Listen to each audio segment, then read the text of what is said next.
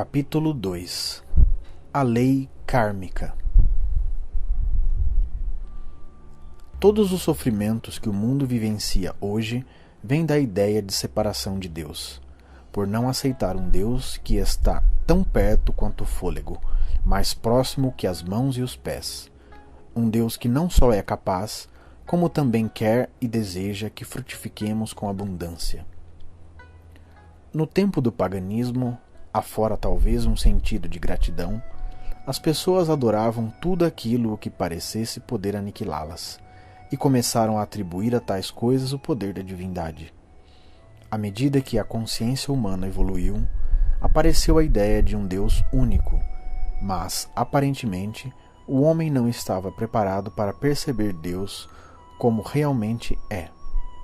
E assim, encontramos um tipo estranho de Deus na escultura hebraica. Assim como sabemos que o Sol, a Lua e as estrelas não são Deus, sabemos hoje que Jeová, o Deus da ira e da vingança, não é Deus. O Deus do Velho Testamento não é Deus, é a lei do karma. É a lei que diz: o que você semear, colherá. É a lei que diz que, se fizermos o bem virá até nós. Por outro lado, se fizermos o mal, este recairá sobre nós. Como o homem pensa em seu coração, assim ele é. Essa definição não corresponde ao que é Deus. É a lei kármica que foi reconhecida como Deus. A lei nunca foi Deus, como João nos esclareceu ao revelar que a lei foi nos dada por Moisés, mas a graça e a verdade nos vêm de Jesus Cristo. Aí está a grande diferença entre a graça e verdade de Jesus Cristo e a lei de Moisés. Há um mundo de diferenças entre a lei kármica e Deus, e embora seja necessário que todos conheçam e compreendam a lei kármica, é também necessidade vital que ultrapassemos esta velha lei, rumo ao reino da graça. Nunca conseguiremos este objetivo violando a lei de karma, mas compreendendo seu lugar e significado em nossa vida. Os 10 mandamentos com que estamos familiarizados são parte dessa lei. Por exemplo, vejamos a ordem honrar pai e mãe. Alguém chamaria essa ordem de ensinamento espiritual?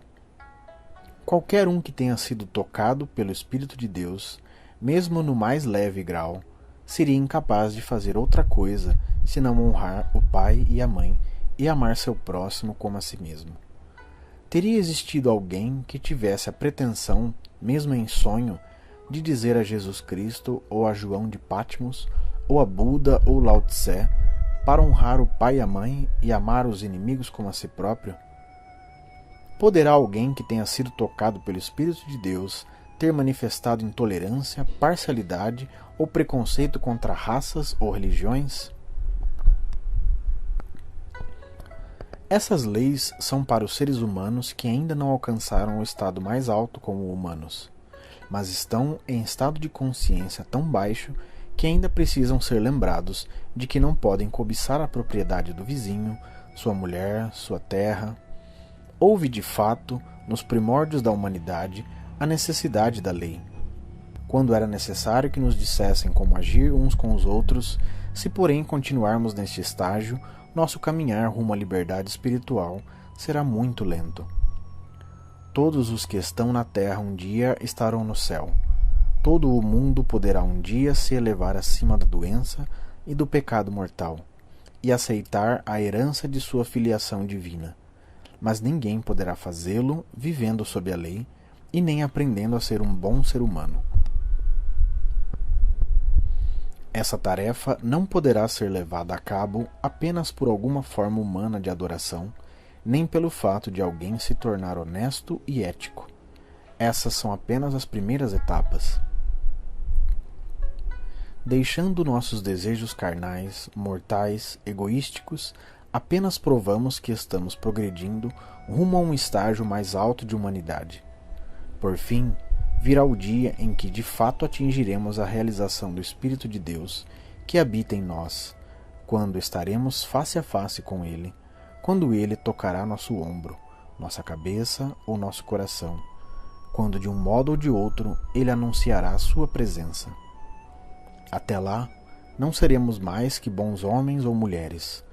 Até lá, não estaremos muito isentos da lei, do prêmio e do castigo, e deste momento até o fim dos nossos dias na terra e pela eternidade afora, estaremos sob a graça. Então, já podemos ter os primeiros vislumbres dessa grande verdade, que estivemos vivendo tantos dias de esforço sob a lei de karma, violando-a ou obedecendo-a, acreditando que, se fôssemos bons hoje, as coisas boas do mundo fluiriam amanhã até nós, e que poderíamos trapacear amanhã burlando a lei. Foi-nos dito que, se pecássemos, Deus nos puniria, mas essa é a versão do Deus do Velho Testamento.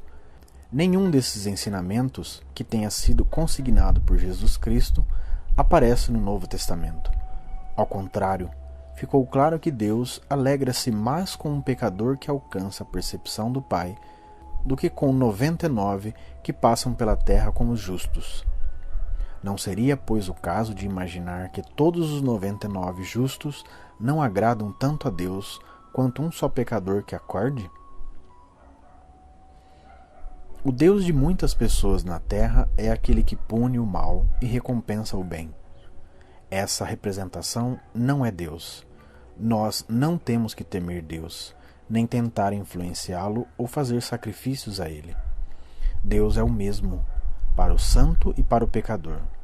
Deus é bom, é amor, Deus é eterno, imortal, espiritual, princípio criativo do universo, princípio que mantém e sustenta a criação. E poderá alguém acreditar que Deus seja assim hoje e amanhã, por termos cometido um erro, seja diferente?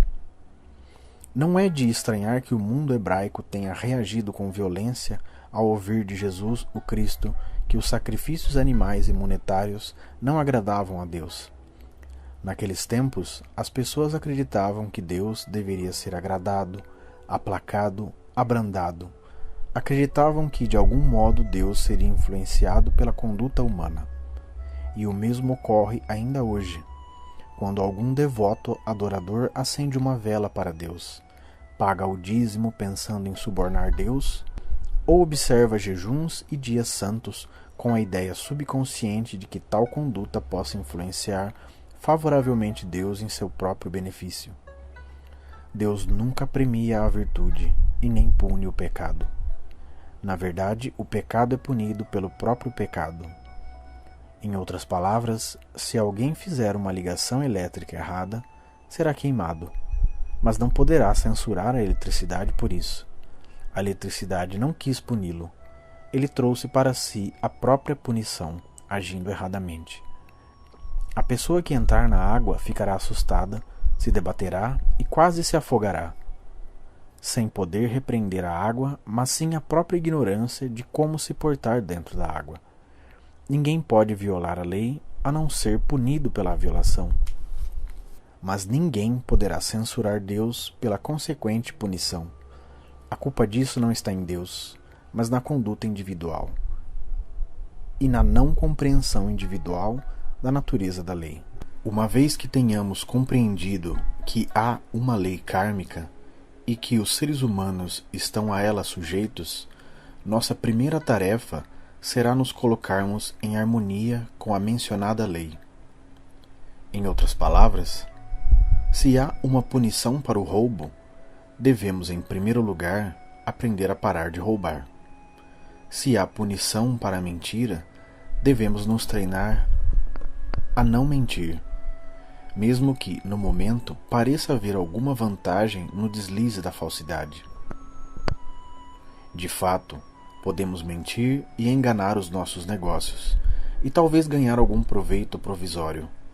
Mas, se compreendermos que toda mentira, engano ou trapaça nos fará por fim naufragar, mas que provavelmente começaremos a nos treinar a não indulgir em relação a métodos inescrupulosos de agir na vida, quer pessoal, quer social ou comercial. O primeiro esforço, pois, quando entendemos que há uma lei kármica, é nos livrar dos males que trariam más consequências para nós. E, indubitavelmente, melhor viver neste estado de consciência que num estado inferior. Mas devemos atentar para o fato de que tal estágio de vida é o estágio hebraico vivido sob a imposição "tu não podes" de Moisés. Tu não podes fazer isso, e assim não trarás o castigo sobre ti. Tu não podes cobiçar a casa do teu vizinho, e assim não atrairás problemas para ti. Tu não podes roubar, tu não podes cometer homicídio. Deves honrar teu pai e tua mãe, o que significa que não deves esquecê-los, ignorá-los ou maltratá-los.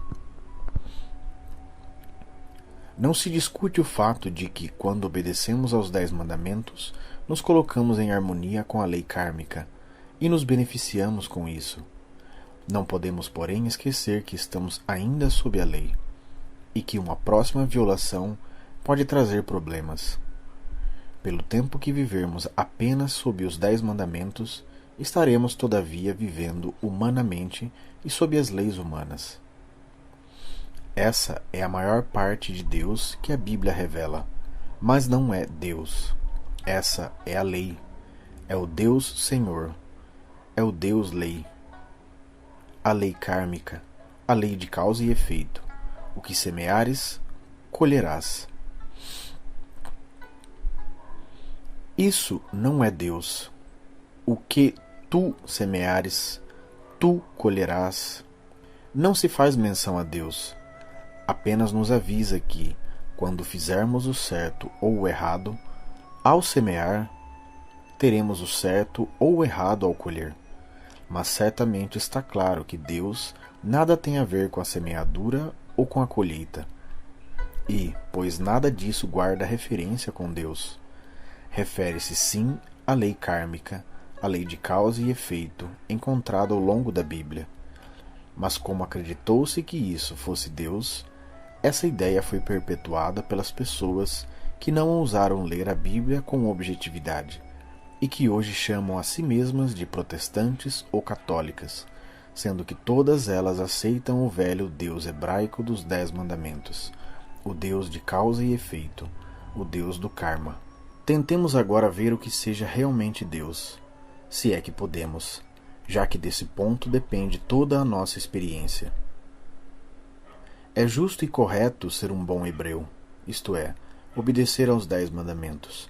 É justo e correto ser um homem de negócios honesto ao invés de desonesto, e um ser humano saudável ao invés de doente.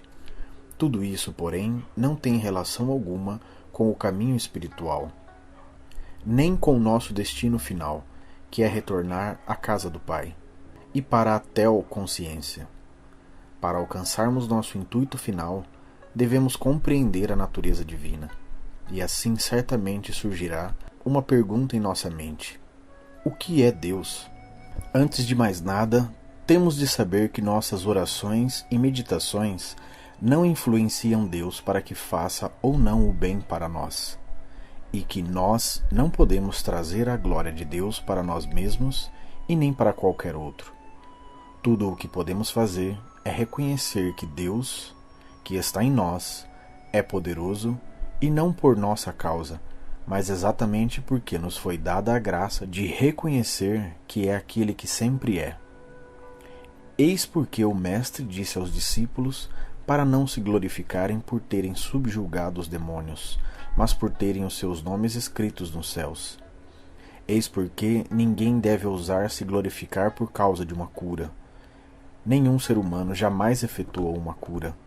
Ela é trazida por um estado divino do ser espiritual que atua, e só pode atuar por meio e como a consciência de alguém que reconheça a natureza de Deus, e possa assim trazer a cura para a esfera da manifestação visível.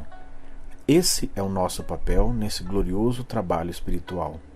Apenas esse é o nosso papel: reconhecer Deus e conhecê-lo corretamente como vida eterna. Quando conhecermos a natureza de Deus como amor e vida eterna, nunca mais nos ocuparemos com a morte, a velhice ou a doença, como se houvesse uma realidade que pudéssemos mudar, trazendo Deus para ela. compreendamos que não há nada a fazer quanto a Deus. Há o que fazer quanto ao que semeares, colherás. Se acreditamos numa lei do pecado, da matéria, da doença ou numa lei punitiva, será essa a marca que iremos imprimir à nossa vida e à vida dos que esperam de nós uma orientação espiritual. Quando compreendemos que a natureza de Deus é amor, compreendemos também a palavra graça. Compreendemos que o nosso bem nos vem pela graça, e não por sermos merecedores ou dignos dela. Qual ser humano pode ser bom o bastante para merecer Deus? Em relação a isso, quanto mais qualidades humanas tivermos, mais teremos o que varrer de nós antes de podermos perceber Deus. Não poderemos chegar ao ponto de merecer Deus, só podemos galgar o ponto em que a parte de nós que quer ser meritória ou parece não sê-lo seja removida do caminho e o nosso verdadeiro eu seja revelado. Nosso bem, físico, mental, moral ou financeiro, é nosso pela graça divina, como um presente de Deus. Não podemos ganhá-lo ou merecê-lo. Não podemos influenciar Deus para que nos-lo dê, e nenhum ato, fato ou pensamento nosso é poderoso bastante para impedir Deus de agir e de continuar operando. Embora nossos pecados sejam escarlates, no momento exato em que percebemos nossa verdadeira identidade, tornamo-nos brancos como a neve. De fato, enquanto aceitarmos o karma, isto é, enquanto aceitarmos a nós mesmos como apenas seres humanos, teremos a lei de karma agindo em nossa vida. Mas a lei para de atuar, tão logo assim meditemos: eu estou saindo, me separo, e agora vou viver sob a graça.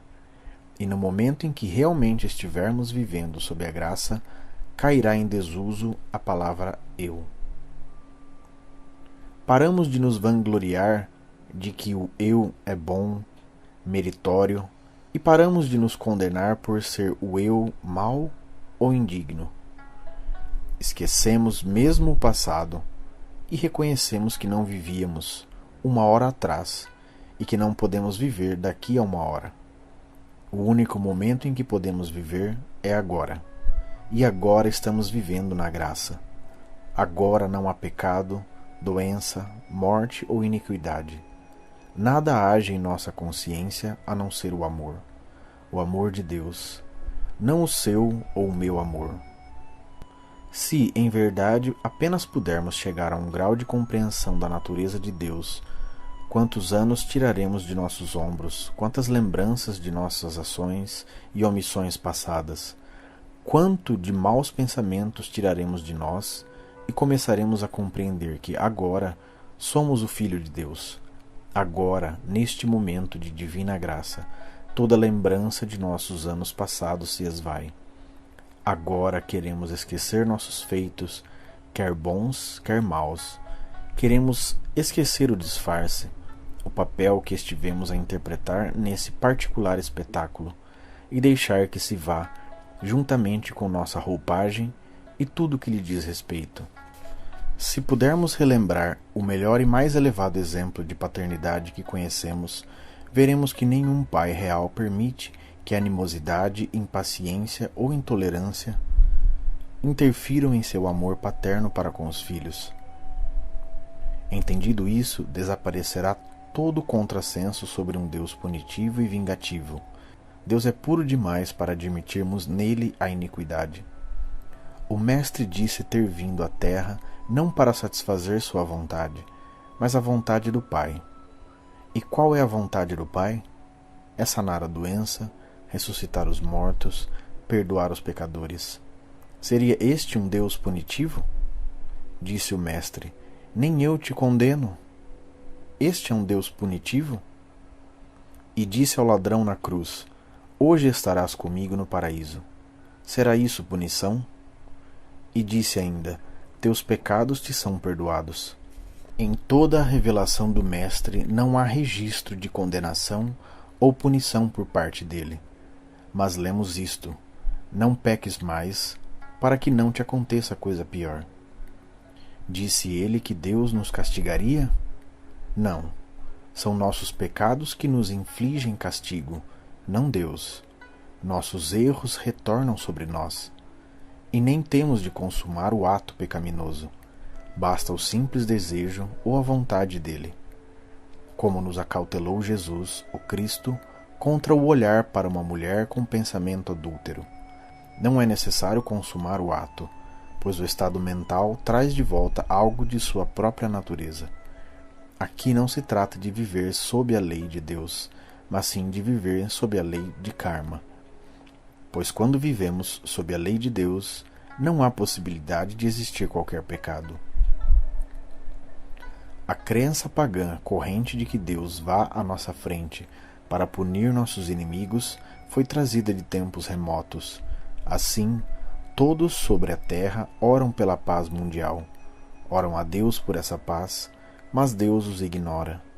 Homens e mulheres oram pelas suas crianças, pela sua saúde e segurança, mas Deus ignora seus rogos também. Se Deus não atende nossas orações para o bem, que chance haverá de atendê-las para o mal? Que tipo de Deus adoramos? Haverá uma raça ou um povo sobre a terra tão melhor que os outros que Deus queira destruir uns por causa dos outros? Ou uma nação por causa da outra? Será que já houve, mesmo humanamente falando, uma raça ou nação perfeita?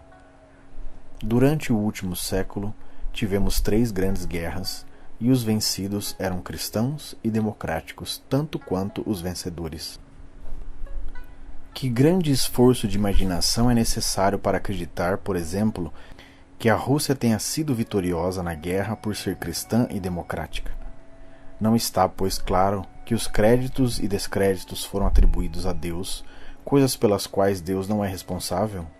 Enquanto aceitarmos a lei do olho por olho e dente por dente, estaremos acionando a lei de karma. O que fizermos para os outros será feito para nós. Nos nossos tribunais criminais, essa antiga lei é aplicada, sentenciando à morte alguém que tenha cometido assassinato. De outro lado, porém, quando um governo envia homens e mulheres de sua nação para cometer assassinato em massa, ele não espera que, ao retornar, sejam punidos. Mas isso é porque nada sabem sobre a lei kármica e sua inexorabilidade. Não há escapatória às penas geradas pela violação aos 10 mandamentos. Há uma punição para cada violação dos 10 mandamentos, mas não é uma punição de Deus, é uma punição que recebemos como resultado de atos ou pensamentos que nós mesmos acionamos. Em outras palavras, nós criamos o nosso amanhã pelo nosso hoje. Tudo o que fazemos hoje determina algo que vai ocorrer em nossa vida amanhã ou depois. A miúde nos espantamos com certos desastres que aconteçam em nossa vida, pensando que nós não os merecemos. Mas não é verdade. Nós os merecemos, se não pessoalmente, ao menos por fazermos parte de uma consciência racial ou nacional. Como cidadãos de um país, somos responsáveis pelos atos de nosso governo. E quando endossamos atos que violam os 10 mandamentos, acionamos a lei kármica e seus resultados inevitáveis recairão sobre nós. O único modo de um indivíduo escapar desse karma ocasionado pelo seu governo é, intimamente, discordar de tais atos. Quando um cidadão concorda que se jogue uma bomba que varre uma cidade inteira, tal cidadão participa da experiência kármica dos seus governantes, e dia virá em que será pago em moeda semelhante. Contudo, se o cidadão não só repudia o fato, mas chega ao ponto de afirmar com sinceridade: preferiria ser atingido pela bomba e ter minha própria família destruída a aprovar que meu governo destrua os outros com ela. Neste estado de consciência, o indivíduo está livre dos efeitos do karma acionado por tais fatos. Não é necessário combater o governo e nem pregar contra seus pecados. Basta que, dentro de si mesmo, o cidadão não concorde com a violação dos 10 mandamentos.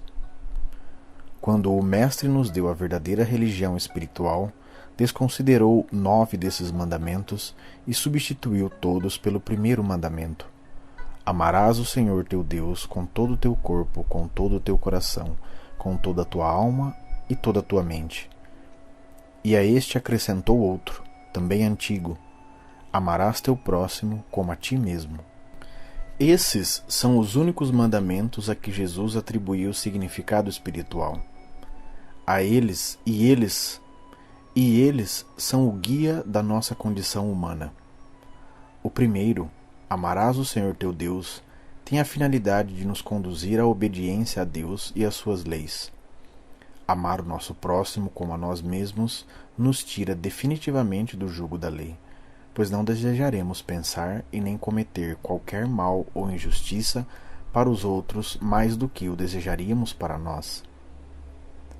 Orar a Deus para prejudicar ou injuriar os outros é uma forma de ignorância pagã, e orar a Deus para obter vantagens pessoais é também outra forma de estupidez pagã. Por isso, no nosso interrelacionamento, vivemos imersos na realidade de que somos um, ou, como ensinou o Mestre, não chameis a nenhum homem sobre a terra de vosso Pai, pois que um só é o vosso Pai, aquele que estás nos céus. Se pudermos nos ver uns aos outros como irmãos e irmãs, não estaremos gerando efeitos kármicos para nós, pois nossa vida será de amor, devoção, serviço e partilha. Se nosso relacionamento for puro, não desejaremos nada de quem quer que seja, a não ser a chance de trabalhar, partilhar e, de alguma maneira, ser instrumento de bênção para o outro nosso ser. Nada pediremos em troca. A oportunidade de repartir, de amar e cooperar será o suficiente, pois tudo o que o Pai tem é nosso, e o Pai tem os meios de nos suprir sem que o desejemos ou peçamos. Um tal estado de consciência da nossa verdadeira identidade cria uma ligação espiritual entre todos aqueles que estão nesse mesmo caminho. Nessa ligação, ninguém pensa em tirar vantagem de qualquer outro, ninguém pensa no benefício próprio, em auto-engrandecimento ou em qualquer forma egoísta, mas sim em partilhar o eu. Finalmente, esse será o comportamento geral sobre a Terra, e a lei do olho por olho cessará de agir em nossas vidas. Os pensamentos que expressamos como seres humanos voltam para nós, pois essa é a natureza da lei do o que semeares, colherás. Mas Deus não pode ser culpado por isso. Nós acionamos a lei kármica e é isso que retorna a nós. Todos nós, pelo fato de termos nascido, temos sido culpados de ofensas, omissões e ações, e com isso nos colocamos sob os efeitos da lei. Surge, pois, naturalmente a pergunta: a lei kármica pode ser rompida? Pode-se pôr um basta nela? A resposta é sim. Podemos parar os efeitos da lei kármica a qualquer momento de nossa vida, ao reconhecermos que nós mesmos a acionamos pelos nossos pensamentos e feitos, ou pela aceitação de uma consciência racial, religiosa ou nacional, para depois renunciar a tudo isso. O modo de parar a lei kármica é o arrependimento e o viver constantemente numa atmosfera de amor e de perdão. Não seremos mais seres humanos ansiosos, por não mais estarmos abrigando pensamentos e façanhas da mortalidade. Deste momento em diante, o único karma ao qual estaremos sujeitos será o racial e o nacional. E mesmo este poderemos rejeitar dentro de nossa consciência. Se houver uma guerra amanhã e formos chamados a servir as armas, poderemos atender ao chamado. Nós devolveremos a César o que é de César. Poderemos cumprir nossas obrigações de cidadãos porque, se não o fizermos a nossa parte, estaremos nos subtraindo só temporariamente deste problema e empurrando outra pessoa a servir em nosso lugar e ocupar a posição que seria nossa. Isso é muito pior que aceitarmos o chamado às armas, porque no fundo, respondendo ao chamado, podemos desaprovar o fato e orar sinceramente pelo inimigo como por nós mesmos. Nós podemos orar pela segurança, pela liberdade e salvação do inimigo, e mesmo devolvendo a César o que é de César, nos livrar desse modo do retorno à lei kármica no desempenho daquilo que nos foi solicitado como cidadãos, sem ódio ou espírito de vingança, mas com desapego. Só uma coisa livra-nos da lei do que o que semeares, colherás, que é parar de semear. A única maneira de parar de semear é reconhecer nossa identidade espiritual. E aí não mais precisaremos alcançar, arquitetar, tramar, planejar, agarrar ou mesmo desejar qualquer coisa que os outros tenham, mas poderemos ser espectadores atentos de quão maravilhosos caminhos o Pai dispõe para nos prover, sem privar outrem. No caminho infinito, reconhecemos que há uma lei, mas também que há algo chamado graça. Deixe-me explicar deste modo. Se ainda não tivermos aprendido a metafísica moderna, estaremos sujeitos às leis da matéria que nos subjugam neste plano humano, como as do clima, das infecções, da hereditariedade, do meio ambiente, do tempo e do espaço. Todo ser humano está sujeito ao tempo. De fato, se olharmos para o calendário tempo suficiente, nos sentiremos envelhecidos, fracos e exauridos. Aqueles que já tiveram alguma experiência com curas metafísicas ou espirituais já perceberam que essas leis da matéria não têm poder na presença da compreensão espiritual. Há teorias e crenças, mas a graça deixa-as todas de lado, o que não significa que no plano humano não existam leis materiais, e nem significa que não existam leis mentais. Apenas quer dizer que o estado de graça põe de lado ambas, as leis da matéria e as leis da mente. Sob a graça não há lei. No reino do espírito, que é o estado de graça, não há dois poderes atuando, se superpondo ou deslocando mutuamente. Há apenas um. Não há oposição e nem contenda no reino do espírito.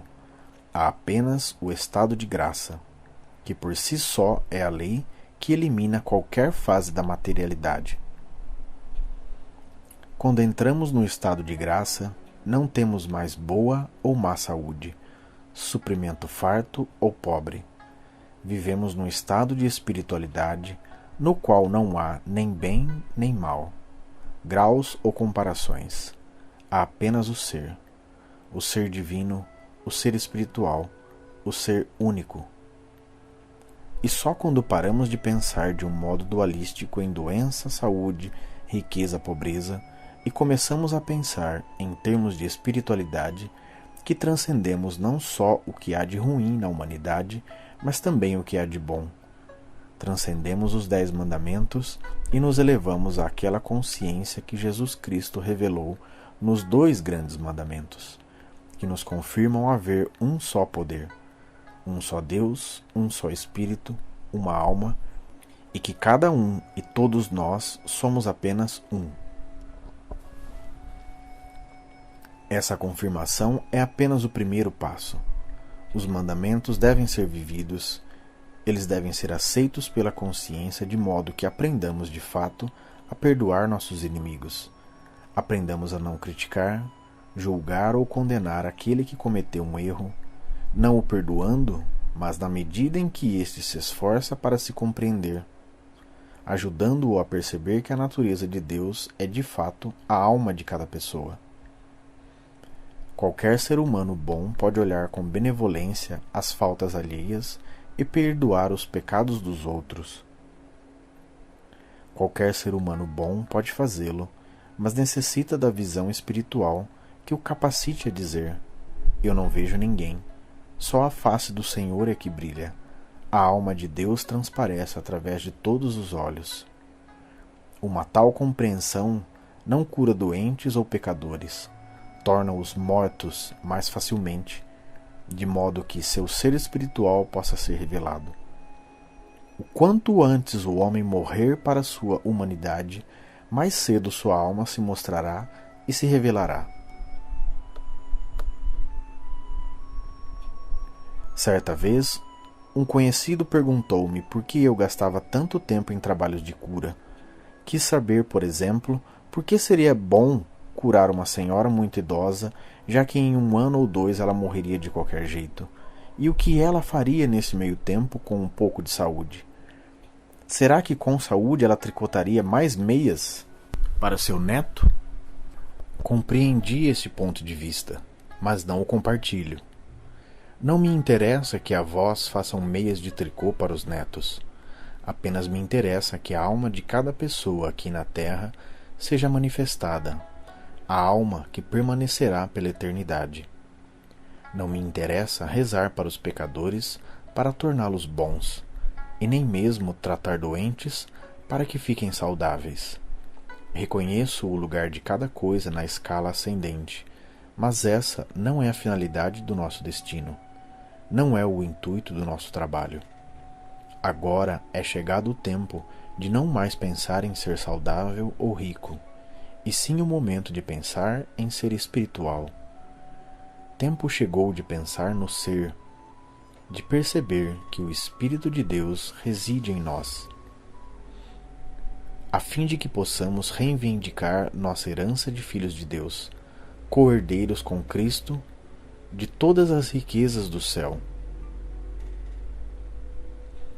É tempo de pensarmos assim: se fôssemos crucificados, poderíamos ressurgir do túmulo? Se fôssemos crucificados, quer na cruz ou por um calendário, poderíamos nos erguer e caminhar sobre a terra novamente em corpo físico, falar, comer e beber? A cada um de nós já deve ter ocorrido que deve haver algo mais na vida que ser saudável e ter fartura. Há algo mais para se viver do que vagarmos pelo mundo para nosso regozijo. Há algo mais na vida, e isso é a própria vida.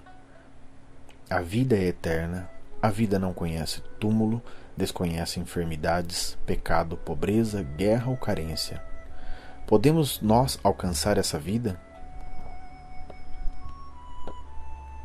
Qualquer um que tenha alcançado um pouquinho de visão espiritual pode ajudar na obtenção dessa vida, curando as doenças físicas, mentais, morais e financeiras de seu próximo. Podemos nos ajudar mutuamente a ter um senso mais amplo de abundância. Podemos revelar e ensinar a verdade espiritual, ajudando com isso nossos irmãos ao longo do caminho. Mas é tudo o que podemos fazer. Depois disso, cada um de nós, dentro de si, deverá morrer para o homem velho, para que possa nascer o homem novo. Cada um por si mesmo deverá reconhecer que isso pode ser feito, e que há aqueles que têm estado na terra e nunca morreram, e se pudermos nos elevar o bastante em termos de consciência, poderemos a eles nos reunir. Há aqueles que agora mesmo estão em comunhão com Jesus, o Cristo, com Moisés, Abraão, Lao Tse, Buda, João. E por que não? Podemos comungar com os irmãos que estão junto de nós. Mas, você dirá, meus amigos estão vivos. E o estão também essas grandes almas. Ninguém morre jamais após ter tido a iluminação espiritual. Um pouco só da compreensão de que a vida é mais que a matéria, de que a vida é mais do que os nossos olhos veem, mesmo isso é iluminação bastante para evitar que alguém morra. É necessário um pouco da compreensão de Deus, o que não significa necessariamente que todos nós perambularemos para sempre sobre a terra. Isso não faz parte do plano. Também não significa que nossas crianças permaneçam como tais para sempre. Terão de se tornar jovens, adultos e finalmente maduros. Há diferentes estados e estágios de consciência, e nenhum de nós fica para sempre no mesmo estado. Se todos atingem a idade madura, significa apenas que superaram um estágio de suas vidas para entrarem em outro. Esses anos de nossa vida são os mais frutíferos, os mais alegres, os mais felizes e prósperos de todos. O Filho de Deus está dentro de cada um de nós. Cristo não é um homem que passou pela terra 2000 anos atrás. Este homem foi Jesus, mas o Cristo é o Espírito de Deus no homem. Esse era o Espírito. Era esse o Espírito, a consciência transcendental de Jesus, e é essa consciência que é o Filho de Deus em nós. Sua função é nos curar, alimentar, vestir e abrigar, ser uma proteção e segurança para nós, assim como foi na Galileia.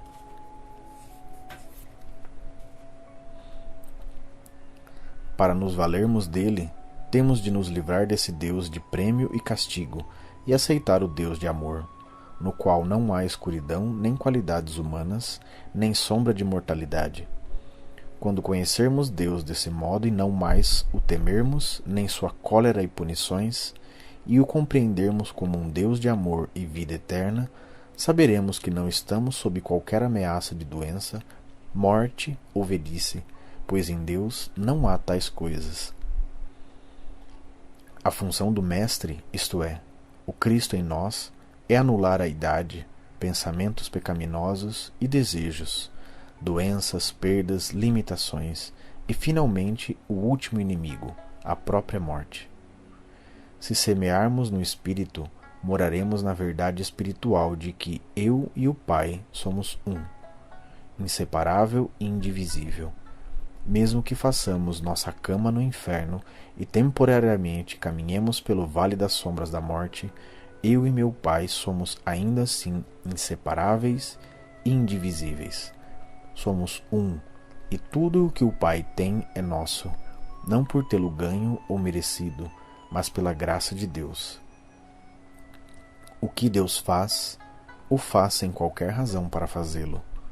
Será o amor de Deus menor que o amor de uma mãe? O que uma mãe faz pela sua criança, o faz sem qualquer razão, e ela nada cobra em troca da criança. A mãe sabe que se desdobra pela criança por causa do amor que a move. A mãe nunca pune sua criança, corrige, disciplina, isso sim, mas uma mãe normal não pune. A mãe humana ama menos uma criança que errou do que outra boazinha? Pelo contrário, às vezes até um pouco mais. E terá uma mãe mais amor que Deus? E será Deus menos que uma mãe humana? Deus não é super-humano, não é uma pessoa com emoções humanas. Deus não tem piedade e nem condena. Deus é, e está disponível para todos aqueles que podem reconhecer que Deus é. Todas as nossas orações absurdas suplicando que Deus seja diferente do que é cessarão no momento em que descobrirmos que Ele não é influenciado pelo homem e nem recebe suas ordens. Deus não aceita nossa ideia de justiça, de amor e piedade, mas nos concede sua ideia de amor, de justiça e mercê se escutarmos a pequena voz silenciosa. Honremos a Deus pela compreensão da sua onipotência, sua onipresença, sua onisciência. Deus é a infinita inteligência e o infinito amor que mantém a lei universal. Em vez de verbalizarmos orações a Deus, fiquemos recolhidos no silêncio dentro de nós mesmos para podermos ouvir a pequena voz silenciosa.